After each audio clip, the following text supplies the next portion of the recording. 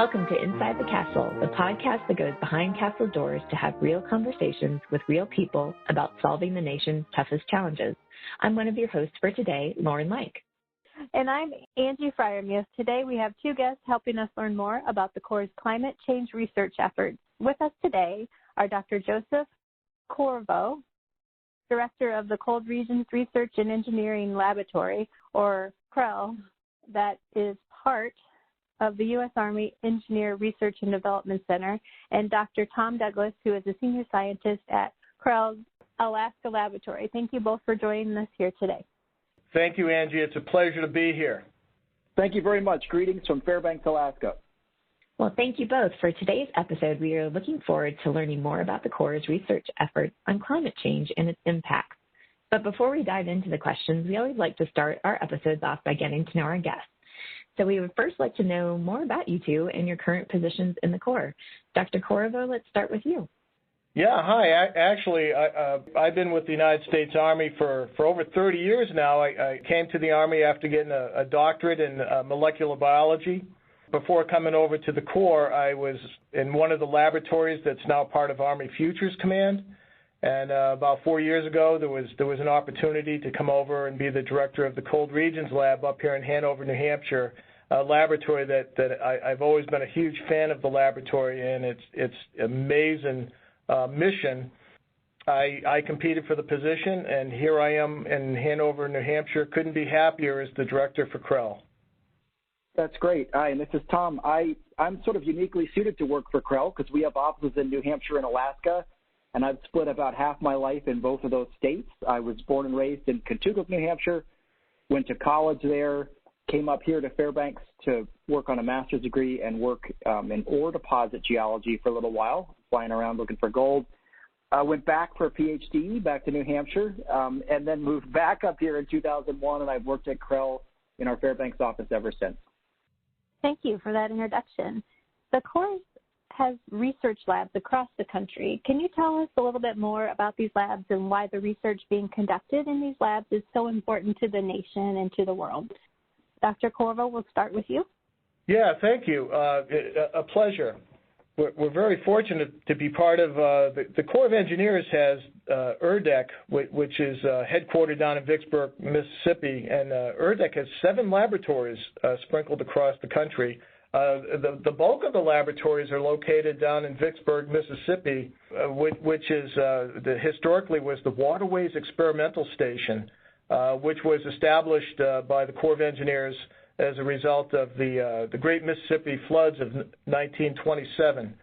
And so currently down there in Mississippi, you have the 4 of the laboratories to include in Vicksburg, Mississippi, you have the Environmental Laboratory, you have the Coastal and Hydraulics Laboratory, the Geotechnical and Structures Laboratory, and the Information Technology Laboratory. Out in Illinois, there's the Construction and Engineering Research Laboratory. In Virginia, there's the Geospatial Research Laboratory. And then up in Hanover, New Hampshire, you have the Cold Regions Laboratory. When it comes to tackling the climate crisis, all of these laboratories have a set of core competencies that can be used to address various aspects of the climate crisis. For example, when you think about the climate crisis, there's going to be tremendous issues related to potential flooding or sea level rise. And of course, when you look at the very origins of the Waterways Experimental Station down in Vicksburg, Mississippi, right away you can see that there's a tremendous capability down there for doing research and development to bring solutions to the Corps of Engineers and the nation. And of course, when it comes to the Cold Regions Lab, we were established because back in 1942, the Corps of Engineers had to build the Alaska-Canadian Highway. It was like a 1,400-mile or so highway, which they built in a number of months. And one of the hugest challenges they had in building the Alaska-Canadian Highway was permafrost. The origins of the Cold Regions Lab come from the challenges the Corps of Engineers had with permafrost back in the days of World War II. Tom, maybe you'd like to amplify our story about permafrost in Alaska, where you are today. Yeah, great. Thank you. So in the 40s, that when the Alaska Highway was built, and frankly, that's one of the most amazing engineering marvels humans have ever done. It was 1,500 miles in one summer across pretty difficult remote terrain. They quickly learned, unfortunately, that after you remove the protective vegetation over permafrost, it degrades pretty quickly. So everyone's probably seen those old photos of vehicles buried to their axles in mud. And that led to a lot of interest in engineering, obviously airfields, pipelines, and roads. So in the mid-40s, basically our parent lab that became CREL, the St. Paul district of USACE, started a set of research projects at a farm site we called Farmers Loop here in Fairbanks. We're actually still working there 80 years later. They had a bunch of experimental buildings and different ways to design pavements and whatnot. And then in the sort of into the 50s, some large projects were related to ice cores, and then Camp Century in Greenland, which is a pretty not very well-known project, but the idea was a city under the ice that was basically hidden from above to add to our nuclear arsenal. So a way to sort of hide or make very hard to discover nuclear weapons. However, at that time, people didn't really know ice sheets were ever moving, and so that was kind of a rude awakening once they built kilometers of tunnels to watch them slowly fracture and move, and Camp Century was never finished. But around that time in the 60s, CREL was stood up in 1961. We actually just had our 60th anniversary about a month ago. And in Fairbanks, we started digging our permafrost tunnel, and that is now, we just finished, actually, additional excavations of that tunnel. We have a third of a mile of subsurface excavations across permafrost. It kind of looks like an ant farm now. It's different tunnels of different levels that meet one another, and it's going to be it's a world-renowned site already, but it's going to continue to establish geotechnical, geophysical, ecology, all sorts of those types of studies. And as we move into the future, I mean, we've supported activities on Mars, so drill bits and rover tires. Our permafrost tunnel is actually a pretty good proxy for Mars. And then in the future, we're starting to use things like drone technology to remotely sense the ground surface. So from, digging a road through the middle of nowhere in the 40s to using drones to map ice, it's been a long, kind of exciting 80 years of effort. Wow. Yeah. Thank you for that. That's amazing. I didn't know that we were also helping out with things in outer space. That's got to be a great thing to tell your kids as well when you talk about what you do. So Dr. Douglas, can you talk a bit further? I know that, as you mentioned, this is a world-renowned site, so I'm assuming that there are other partners, agencies, groups, and international folks that you work with. Can you talk about how you work with other groups to partner on research? Yeah, sure. And I won't just focus on the tunnel. I mean, I think it's pretty obvious. The Corps of Engineers works all over planet Earth, so we have tons of partners. We work with a lot of university and industry partners predominantly. We make things that turn into patents or tools or protocols. We do a lot of, peer-reviewed science as well. We make widgets and tools, as engineers would kind of say it. So again, our partners are extremely broad depending on which state or country we're working in. From CREL's perspective, because we're in New England and Alaska, we work a lot up here in Alaska, work with the University of Alaska system. There's a really strong university here in Fairbanks, and there's also another university we work with in Anchorage. In Hanover, they work with Dartmouth College, University of New Hampshire, and then across the border in Vermont, University of Vermont, and on the other side, University of Maine, among many others. And I would say, obviously, we get technical know-how and these sort of wonderful partnerships and agreements with universities. We also hire a ton of people from these universities. So in our Fairbanks office, most of us have some sort of degree from University of Alaska. Many people in CREL Hanover, and actually including myself, we have degrees from Dartmouth. So there's a nice partnership there just right down the road from the CREL site. University of New Hampshire, University of Maine, and Vermont as well. So in some ways, it's sort of like a try it before you buy it for students and for us. We can interact with young up-and-coming researchers and engineers. They learn more about what we do, and they're usually clamoring to come work for us, and we luckily get to have a sense of which ones are the best fit. So it's really a kind of a long-term relationship we have, with these different universities. And of course, it's the government. There's a bunch of different sort of partnerships and agreements that we can establish to facilitate that collaboration. Obviously, the infrastructure that the Corps has built and continues to construct will have to contend with the climate change impacts. Through the Corps' research, are we able to see how climate change is affecting or will affect the Corps' infrastructure? Yeah, absolutely. You know, the Corps has a tremendous mission of building infrastructure, both in the civilian side of the house as well as for DOD. The Corps, under the leadership of Kate White up in headquarters, developed the Army Climate Assessment Tool and subsequently the DOD Climate Assessment Tool, which really has helped the department to assess installations in terms of their exposure to the climate of the future or to extreme weather events. And so these tools allow you to take a look at vulnerabilities that can be brought about by flooding or drought, wildfires, extreme weather events, or land degradation, to include, for example, a thaw and permafrost. And so tools like this have clearly given not only the Corps but the DOD insights into how vulnerable they are with installations regarding what we expect to happen because of climate change in the future. Great. Thank you for talking through those impacts. To better understand, you know, some of the climate change impacts that the Corps will have to contend with going forward and the world in that matter, what are some of the specific research projects that you all have undertaken to help the Corps better address climate change? Dr. Douglas, we'll start with you first on this question. Great, thank you. What's the Corps doing to help plan for a more uncertain future? It's one of my favorite questions because it's a topic area I work on pretty much every day. I'll give you a little bit of perspective sort of from the Alaska and this area. There's a thing called Arctic amplification, which simply stated, you could imagine as the sea ice goes away, think of that as the ice cubes in your glass of lemonade just melting and disappearing on a hot summer day. It's leading to Earth's high latitudes warming at 2 to 5 times lower latitudes. So I'll give you an example. In the Fairbanks area, we've warmed 9 degrees Celsius over the past 10,000 years. Okay, so coming out of an ice age, we warmed 9 degrees. 3 of those are since the 1970s. So it took us almost 10,000 years to warm 6 degrees, and in 45 years, we warmed another 3.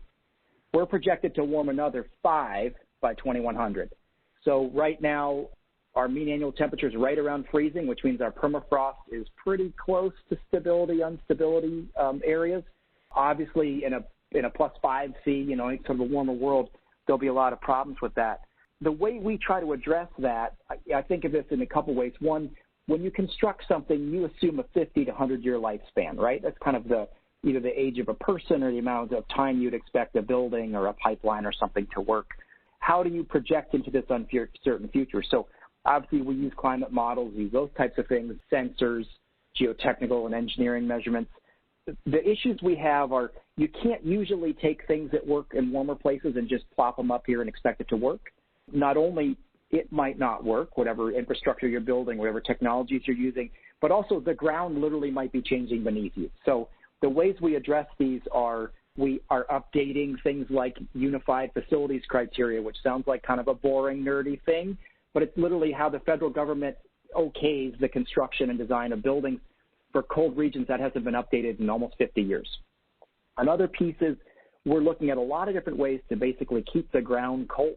There's a wonderful thing called a thermosiphon, which if you look at a picture of the Alaska pipeline, there are something like 80,000 of them spread along its 800 miles. They're little passive cooling devices that when the air temperature is colder than the ground, they pretty much suck cold into the ground. We're finding that the pipeline is increasingly getting out of design spec. It was designed almost 50 years ago. And so we're looking at things like solar panels and small refrigerant coil to create what we would call hybrid or active thermosiphons, basically little refrigerators that keep the ground cold. The way I think about this is people use the word resilience, and that's obviously everyone kind of has their own definition of that. I think biologists use it the best, and I think in current times, I would say I look at, so my daughter's 13, she and her schoolmates have been quite resilient through COVID, right? I think adults have been more affected by this, frankly, than kids have. They roll with stuff. They bounce off things. They scrape their knee. They get back up.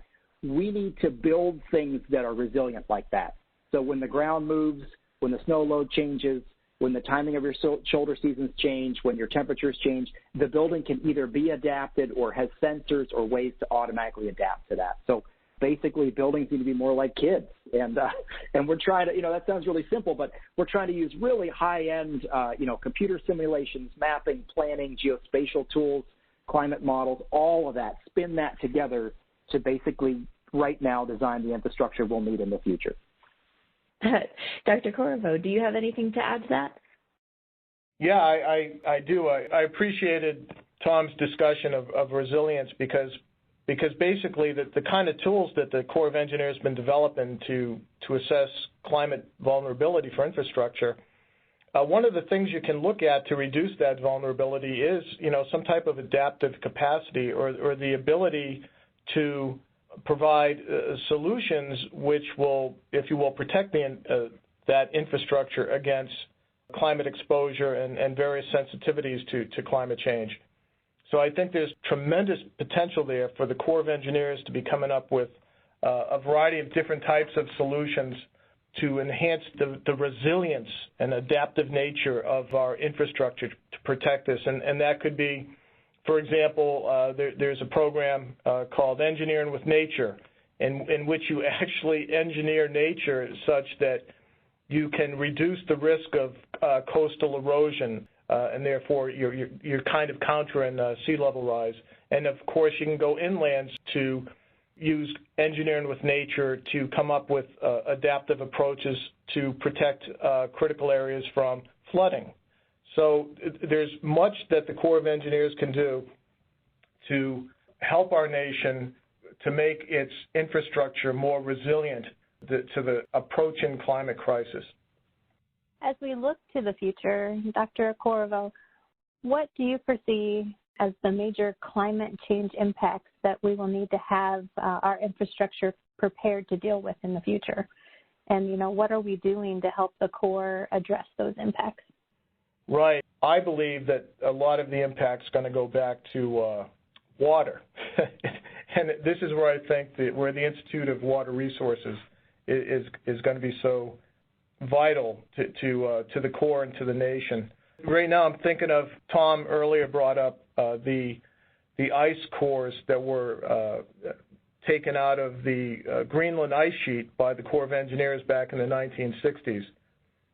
So I'll tell you a little anecdotal story to kind of make my point. The Corps of Engineers has been involved in the understanding of climate change for decades. I think one of the earliest examples in the 60s, when we pulled these ice cores out of the Greenland ice sheet, one of the ice cores in particular was almost a mile long.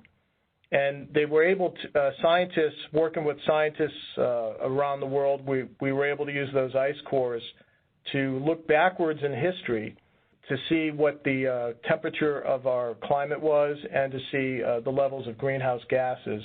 And it was through those scientific endeavors that we know that over time, that as the greenhouse gases increase, there's a correlation with the temperature. Something else that we know based on work that the Corps of Engineers has done is the following. At the bottom of that ice core that was almost a mile long was sediment. Recently, just across the river from me in the state of Vermont, at the University of Vermont, they discovered basically plant fossils at the bottom of that ice core that was removed from Greenland by the Corps of Engineers half a century ago. And what that tells us is that once upon a time, about 400,000 years ago, there was no ice there and there were plants growing. And imagine the following. All the water that's in that ice that was almost a mile deep, where was that water 400,000 years ago? Well, here's the answer. If the ice sheet on Greenland were to melt, sea level would rise over 20 feet. And whenever I think about that, it's hard to get your head around that. But what I'm trying to say is I think the greatest challenge we're going to have going into the future is for the Corps to figure out what to do about all this water when it comes to sea level rise and flooding. And then on the other hand, there's also going to be drought on the other end of the spectrum. With that said, I think what's going to happen as our nation is going to be looking at mechanisms by which we can reduce greenhouse gas emissions, therefore try to turn around the warming nature of our planet. That's where I think the Corps of Engineers is going to have to put a lot of focus. It's in its mission with our coastlines and our internal waterways. What do you think, Tom? Hey, thanks. You covered a lot there. I think the couple things I'd add, I sort of go back to this idea of, in most infrastructure projects, again, you think about a 50 to 100-year lifespan. And I really like to think about the idea of a 100-year flood, right? So whether you have a little tiny creek or the Mississippi River, USGS or others can give you a map of, if you stand right here for the next 100 years, it'll probably flood one time. Obviously, that's kind of like in a lifetime. It seems like it's very far away. It seems like maybe a maximum risk to plan for. What we're seeing in a lot of rivers, frankly, is these 100-year floods are happening every 10 years, every 15 years. We're getting 1,000-year events. And I use that analogy to think about all the uncertainties we're dealing with, right? They're over space and time. They compound with one another. And because most of the main drivers for climate warming are emissions that are sort of a global source thing, economics, worldwide efforts or lack of efforts play a role, stability and instability.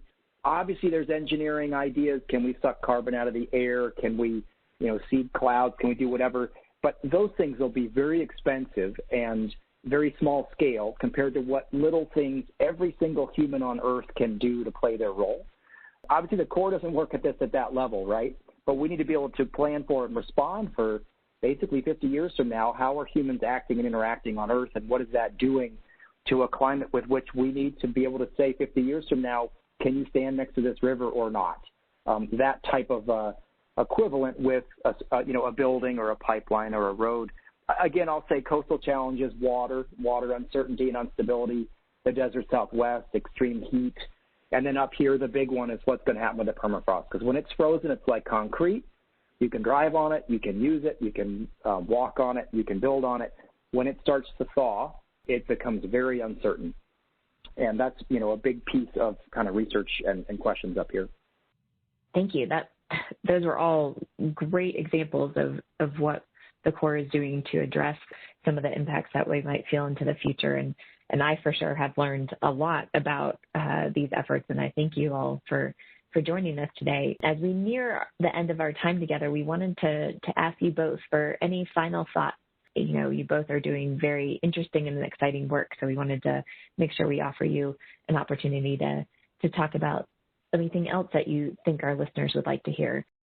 So let's see, I've been working here for 20 years now, and though I like to think of myself as a young, vibrant, creative researcher, and what gives me hope and what I think is a really exciting aspect of what we do, I mentioned earlier, we partner with a lot of universities and whatnot, working with sort of younger generations, newer ideas, new ways to look at the world, just new ways to interact with each other. You look at all these studies of how different generations behave with one another, and I think that's just fascinating. I think it's a wonderful way to bring in new ideas and new thinking. Ultimately, most people think of science and engineering as really boring, really nerdy, really specific things, but actually scientists and engineers are some of the most creative people. We may not be creating art, but you could argue some of the things we construct are sort of works of art, but we have to be creative to bring in new ideas, new suggestions, to address all these uncertainties out there.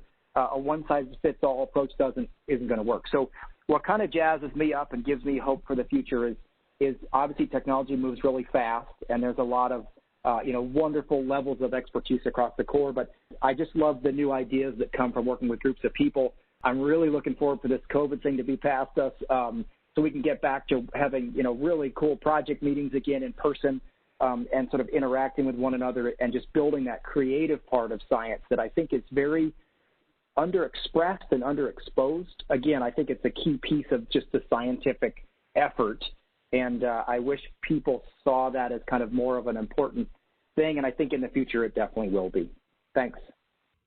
Yeah, thank you, Dr. Douglas. I know we feel you on getting past the COVID pandemic and getting back to those in-person meetings, because it does help really foster ideas and creativity going forward. Dr. Corriveau, did you have anything to add? Yeah, I'd like to wrap up by saying that I'm so honored to be part of an organization like the Corps of Engineers that just has a tremendous broad capability when it comes to these strategic challenges facing our nation. And I'd like to say that right now we've been challenged by this executive order to tackle the climate crisis, and what appears to be on the horizon is I think a related challenge of doing something about the infrastructure of our nation. And I can't think of an organization better prepared and postured to help our great nation go forward with solutions when it comes to climate change, as well as solutions for a new generation of infrastructure. And I think these two strategic drives forward are going to be interrelated, and I'm just really happy to be a part of it, and excited about the future when it comes to being part of the Corps of Engineers, solving these amazing challenges for our nation.